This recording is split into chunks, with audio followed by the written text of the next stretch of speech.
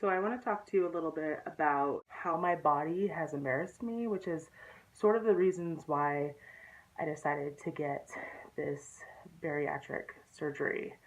It's funny because I noticed it like suddenly, and I've literally been active my whole life, and then there came different things that assisted with me gaining weight when it comes to some of the medications that was on. Like if they have to put you on steroids, you gain a lot of weight quick. And for me, that was really hard to get off. And so I always loved being really active. And I always thought, well, the best way to stay active is obviously stay active.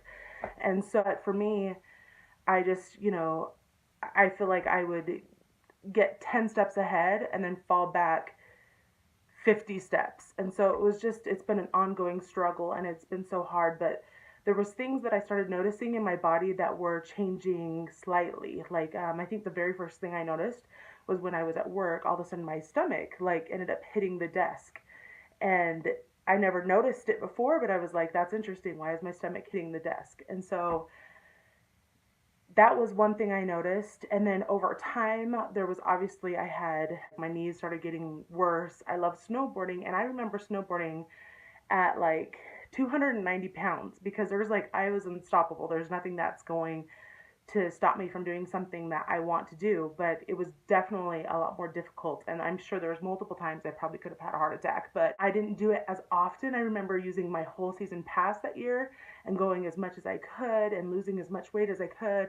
And even if I couldn't do many of the runs, I did as many as I could. I mean, just things like that. And then I had played soccer in my younger ages, from when I was 7 all the way up until I was 18, 19. And so which is funny because I hate running. Anyway, so I was always really active and I knew how to push myself physically. But when I was younger, I really didn't take that much care about what I was eating. And then as I got older, I realized I was working out to eat. And then with all the little setbacks medically, it just was like impossible for me to actually achieve a lot of my goals. And so, um, it was really upsetting because as I would lose a whole lot of weight, I would gain that back that much more. So aside from my stomach hitting the desk, I then would notice that it would be harder to tie my shoes. And this got ridiculous. And I found different ways of being able to sort of work my way around tying my shoes. But then I realized more that because I was like, oh, I can tie my shoes, right? But then I realized I'm wearing more slip-on shoes, whether it's flip-flops or whether it's just slide-on clogs or something like that. I was like subconsciously putting in my mind that if I didn't have to tie up my shoes, then it wouldn't be that exertion that I would need. And that was just hard. And then I've had lower back pain and the knee pain. There were things like ridiculous that things would just all of a sudden, I don't know, I couldn't lean over my plate as much. Like there was different things like I couldn't lean over my plate, whether we were in the restaurant or where we were eating. I'd always have to make sure that my chair was sat back a little further so I could lean over my plate and not get it all over me. And heaven help me, like all my friends, they love sitting in like the booths at dinner, like diners or restaurants. They love the booths. And I started like having the hardest time with booths to where I literally would barely make it in. And then I knew I couldn't sit back and sit over my plate, so I'd be getting it all over me. And it was just embarrassing. It was just so embarrassing. So every time I would see a booth and my friends would want the booth, which I totally understand because I love the booth when I've been thinner, but the booth was just a nightmare. I didn't want to go on the booth. And then there were little things, where we would go on amusement park rides and certain chairs that I would sit in. Oh my gosh, the movie theaters, the movie theater chairs before they started making them like a little bigger. I would get like I would notice that I have to like position myself to sit directly in them, and then I realized that I was having this method of getting out of a chair properly because I couldn't just get up and get down anymore. I would have to scoot forward and then step up, which was just so I didn't embarrass myself. I'm trying to struggle to get out of a chair. And so that was just mortifying. And then last summer, I mean, these little things, I was like, okay, I can do this. I can work around it. I've got little different things that I can do around these things that were bugging me, like little things that I had learned, little tips I had learned to get out of chairs properly or how to tie my shoes or just all these little things. Um, then last summer there was two things that really hit me aside from just what happened last month. But two things that really hit me was one of them was I was flying out to San Francisco to see my sister who lived there at the time, and I had to ask for an extender airplane seatbelt thing. And I've never had to do that. And I'll be honest, I haven't traveled in the past because I've been nervous on how that goes down. I've heard people humiliated about gaining weight and having to buy the seat next to them to have to pay for two seats. And so I was really nervous that I wouldn't fit in an airplane seat. And then, I mean, I did fit in a seat, but then I felt bad for the person who's sitting next to me because I felt like I was overflowing into their seat. So I would like try to like be as close like to the door or the window as I could to like stay out of their way. Or I would just I felt bad that I was encroaching on someone else's space, and then I asked for the extender. Luckily, the woman who gave it to me was very discreet about it, but I just was embarrassed. I mean, I was just embarrassed because I had to do it twice, on the way out and on the way back, and that was a little bit embarrassing for me. But that was another thing that came along with being heavier. And then the second thing that happened to me last summer was I really enjoy camping, and um, and this sort of goes back to another thing. So I'll touch on this first before I get to the camping issue. Um, my friends like to have game nights and things like that, and we all get crowded in someone's apartment or townhome or something. And so there's limited seating options, so people end up sitting on the floor or having to stand up. And honestly, like I had the hardest time like getting up from the floor or being comfortable sitting on the floor, or I couldn't really sit Indian style anymore. And so I was having the hardest time getting up and down from sitting. And so, and it's bad when people like offer you their hand, and not because they're interested or they like you and they just want to be closer to you. It's because they look at you and they realize that you're having a hard time getting up and down the seats. That's just or sitting. It's just very just humiliating. I found myself avoiding floors, avoiding sitting on the floor. I didn't want to sit there anymore. I mean, it was tragedy. Like it was horrible. And so then coming camping, I noticed obviously that we were gonna have to sleep on the ground, in our tents. And so I had gotten a blown up mattress, and I got a bigger blown up mattress because I know I toss and turn at night, which also can be contributed to weight gain. But I got this bigger mattress, and I had to have someone sleep with me on this mattress. And I mean, that's hard as it is because I don't want to ever disrupt someone else's sleep. But then the tossing and turning I did, I mean, it was just a horrible night. We only slept one night, but it was horrible. And then I had to go to the bathroom. That's another thing. When you gain a lot of weight, going to the bathroom, oh my gosh, you have to go. I felt for me, and I don't know, for me, I had to go all the time. And if I didn't make it on time to the bathroom, I would wet myself trying to get my like clothes off in time. And then I went and saw my doctor about this, thinking, oh, maybe I need like a mesh guard or something to help me, like something's wrong with my bladder. But then she said, no, that's actually something common with weight gain. And I was just mortified. I mean, there was just so many different things that was embarrassing me all the time.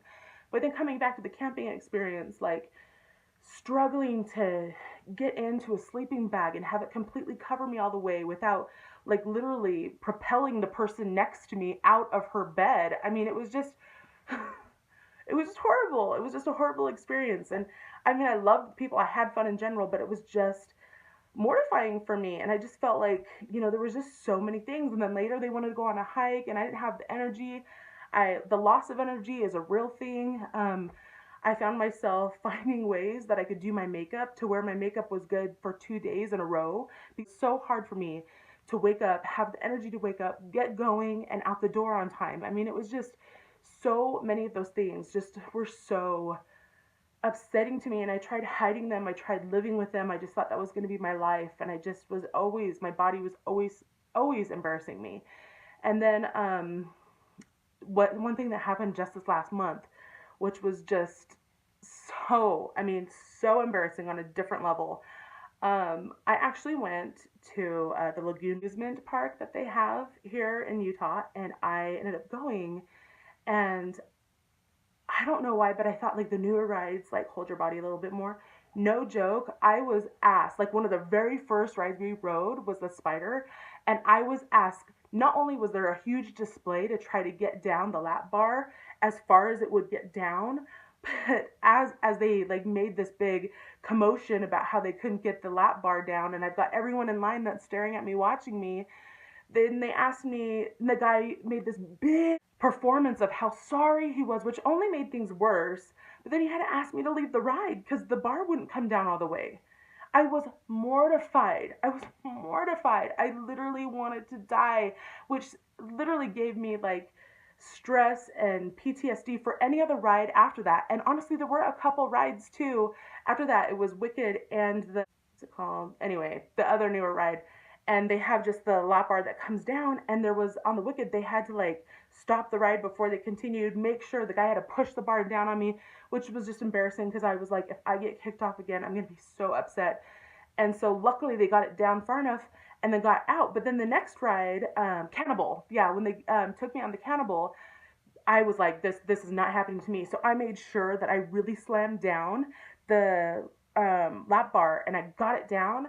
But then when it came to getting it back up, the bars had to like slightly go in before they go up. They couldn't get it off me. And so I stopped the whole ride and everyone, these are popular rides, everyone's watching me and they can't get the big girl out of the seat. I mean, it was just so horrifying. And yet at the same time, I just thought this was going to be my lot in life and I was just going to own it. And I was like, if people don't like me, then they don't like me. But then I realized I've been, searching for jobs for so long and it's like I pass the phone interviews, I do everything well during the phone interviews, but then it gets to them seeing me in person. And I feel like they think I have a pretty face, but the rest of me is just they have there's a stereotype out there. If you're bigger, you're lazier, or you're not able to think as productively or as creatively as the next person, or I don't know, that you won't be able to handle the tasks that are needed on time as the other people. I don't know what it was, but there is stereotypes out there when it comes to being actually bigger, and I felt like I was getting passed over for so many jobs that I would go into, and it was just so sad. Like, and I've had my times of feeling sorry for myself, and I've had my times on um, trying to change my situation. And honestly, for the longest time, I just thought this was going to be my life. This is just how it's going to be until I realized, or I had this like enlightenment to where I thought, maybe I should look into doing something surgically about it. And it wasn't for vain reasons, it wasn't for anyone else. It was more for me and the quality of life that I was leading and the things that I was missing out on, the things I don't go out and do with my friends because I'm nervous it's going to embarrass me, or I'm nervous that I'm going to embarrass them, or I mean, it was just ridiculous. And I it just it got too much. And so there's been multiple ways that my body has embarrassed me and held me back. And I've tried to embrace those. I've tried to embrace myself. I'm normally a very confident person, but as I have gotten further along this weight gain, I realize more and more it literally is limiting in every aspect of my life. And I just am not that person. I have so much to give and so much to offer, and I just didn't want to be that person or stereotype to be that person. So, um, I don't know. I just decided to take measures into my own hands, and this might not be for everyone. And I understand that, and they might not have had the similar situations as me, and I understand that. And there might be people who are plus size that own it and love it and embrace it, and that I'm like, I love that. I love that. But for me, my quality of life was suffering, and so I decided to do something significant to change it.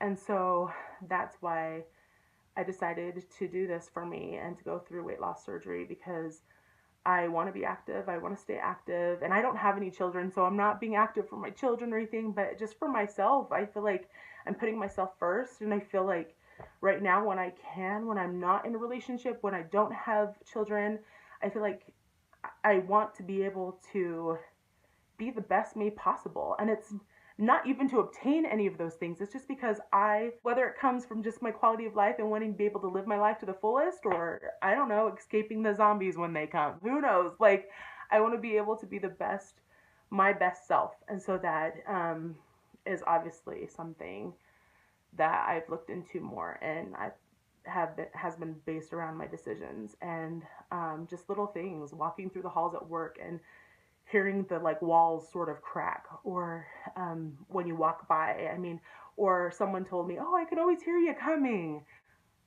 I just, I don't know. It got to be too much. And um, I don't want to stand out and be different than anyone else. Like, I'm sick of standing out in such a negative way. So I'm deciding to take measures into my own hands to just be able to live my life and just to be able to hang out with my friends and do fun things and not have my weight or my body hold me back and embarrass me anymore. And so this is definitely something that I'm doing for myself. So um, if you have any questions or comments or anything, just leave them in the comments. If you want to hear more about these videos, you can subscribe. But I hope that along me sharing some of these experiences might be able to touch someone else or help them make the necessary changes in their lives, or even make people have a little bit more empathy for people that are overweight, and it's not something that you have to tell them, they know it already. So anyway, or where this journey takes me, and hopefully I'm very positive about getting the outcome that I need. So anyway, drop a line or drop a comment if you'd like, and I will try as hard as I can to get back to them. Thanks.